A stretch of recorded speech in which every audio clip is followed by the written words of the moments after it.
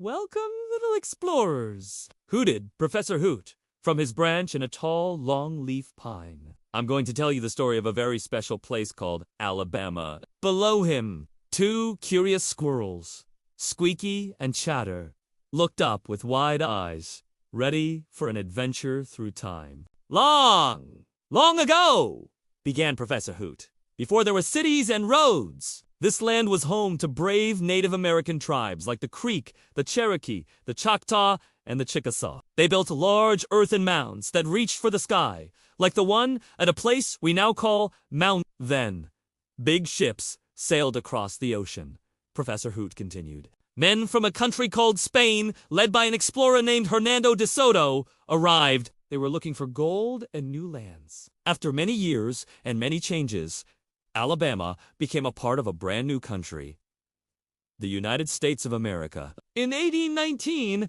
it officially became the 22nd state. People started to build towns and farms, and cotton fields stretched far and wide. But a sad time came to the country, said Professor Hoot, his voice soft.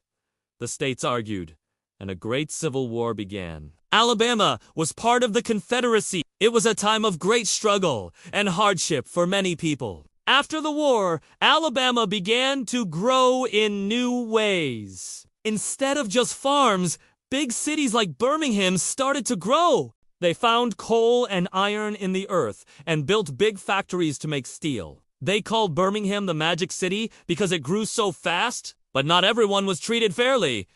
Professor Hoot explained, brave people like Dr. Martin Luther King Jr. and Rosa Parks stood up and said, this isn't right. They led peaceful marches and protests in places like Montgomery and Selma to make sure everyone had the same rights.